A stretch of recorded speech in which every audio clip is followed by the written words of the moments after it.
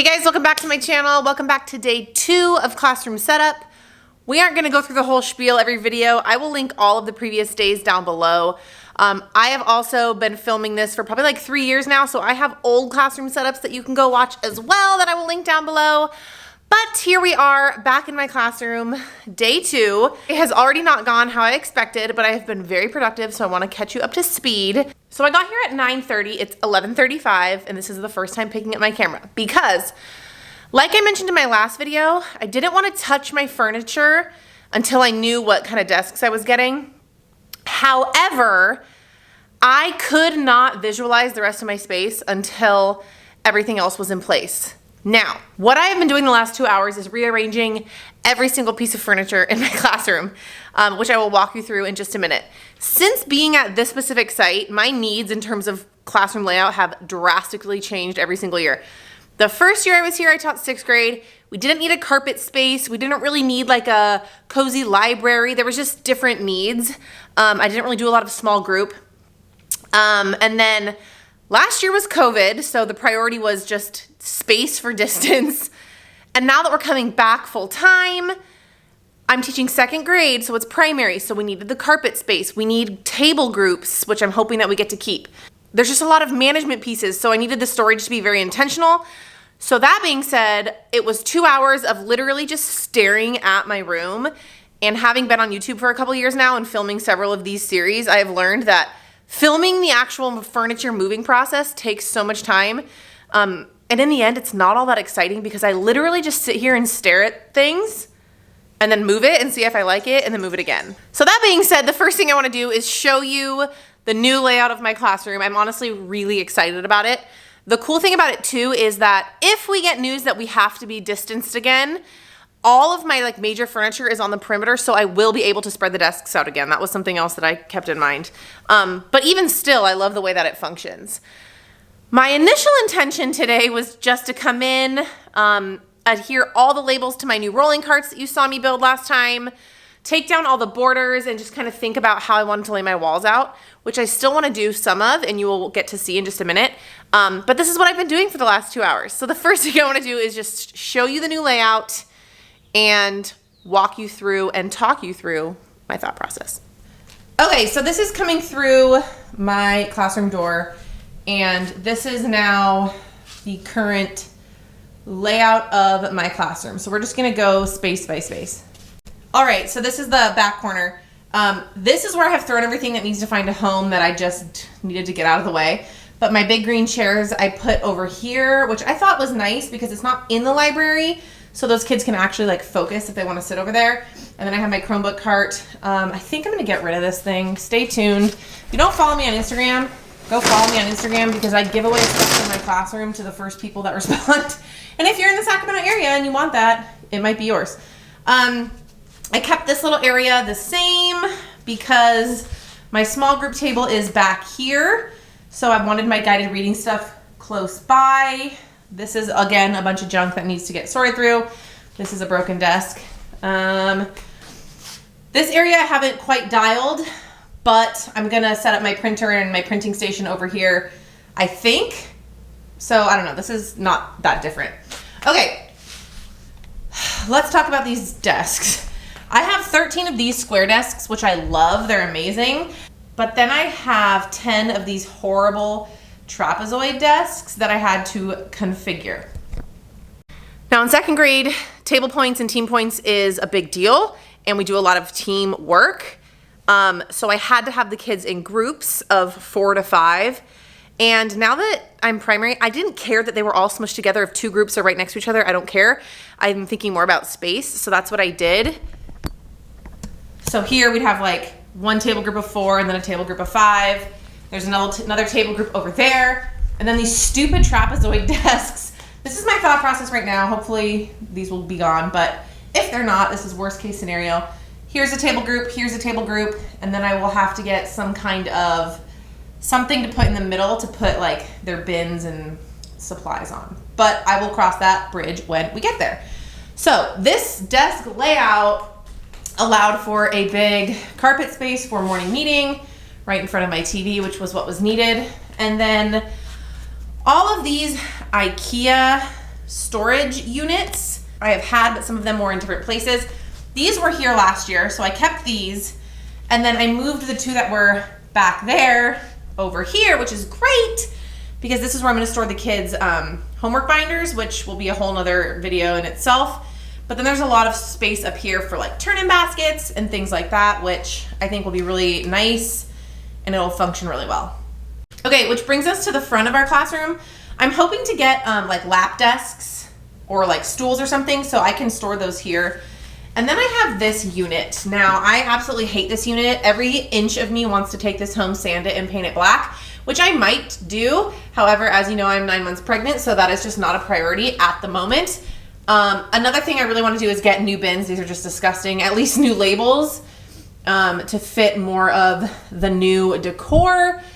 So this guy is right here. And just thinking about function, this works a lot better because so many times I've been teaching math and like needed manipulatives and had to run all the way across the classroom.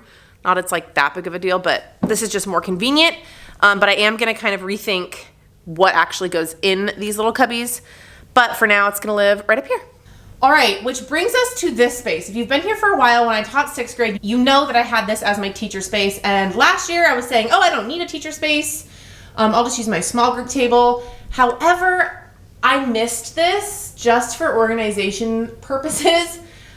So I have the rolling carts that you saw me build. I'm gonna put the labels on today, which I think are great right here. They are in my area, but kids can still access things if I really need them to. Again, space up top for more turn-in bins or whatnot. This is my IKEA desk. Ignore the top, it is disgusting. The fridge fit like perfectly in this little nook, which was great. Okay, which leads us to this space. This is where my library used to be. This is going to all change most likely. Now, so I have acquired all of these bins because of COVID. This is where all of my kids put their supplies last year in their desks because we couldn't share anything. So my district bought us all of these, which I am super grateful for.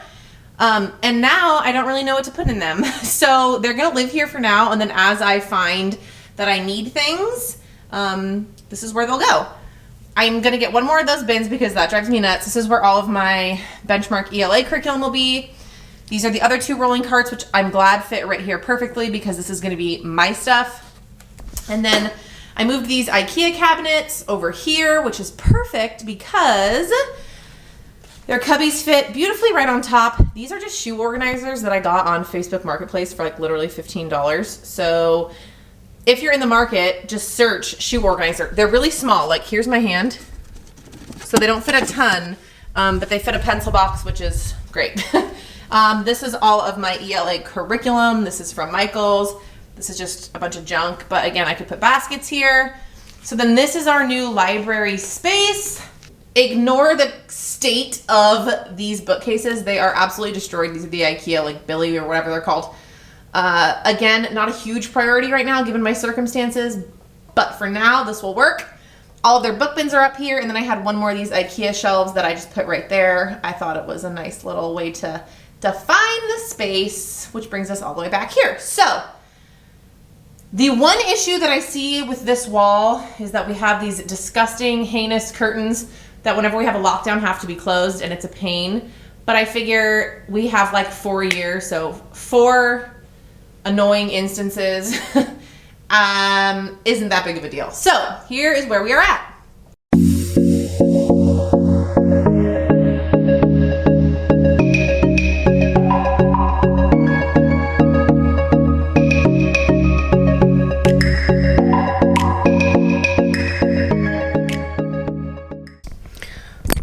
Okay, so I guess I should kind of show you how I am adhering these. So I'm taking off the knobs. And what I did was I just placed the label where I wanted it and then threw the little dot on the back, just made a little Sharpie mark. So that I'm just taking a pair of scissors and poking a hole, nothing fancy.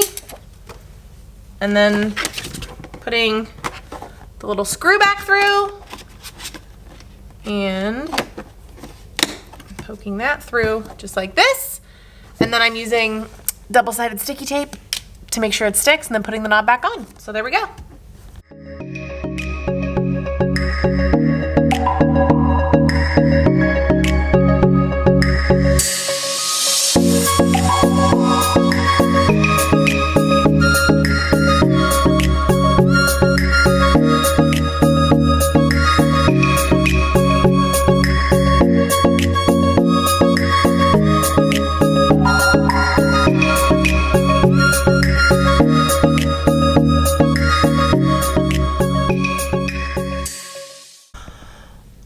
done with these two. The second one ended up being a lot easier because I didn't even have to mark them. I just eyeballed the middle because that's where it was supposed to go.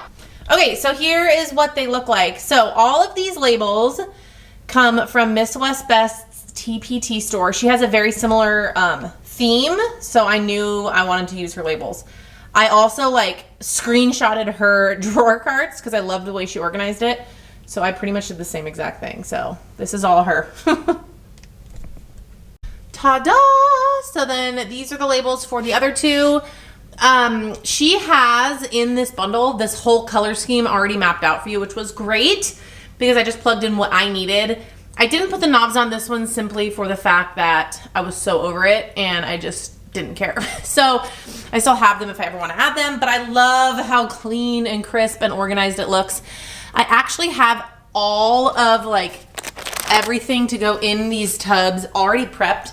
So I'm gonna spend a couple minutes putting those away, but before I do, I really want to rip down everything on the whiteboards as well as the borders, because I'm hoping the next time that I'm here, that is what I'm gonna work on. And I'm hoping if I rip all that down, it will motivate me to do that next. So I'm gonna take all that stuff down and then I'm gonna file all of this junk in the drawers. That way, in case I go into labor tomorrow, my son knows where to find everything.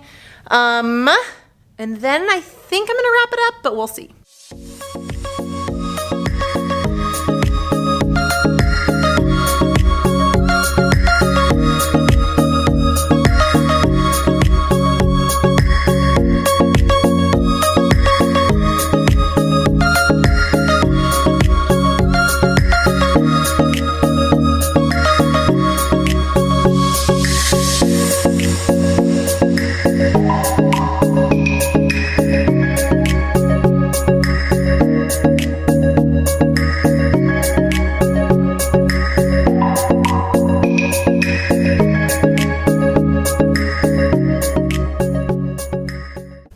Okay, I'm getting extremely sidetracked. So I'm gonna get out of here. It's like 1:20, and I have some errands to run before I go pick up Cade.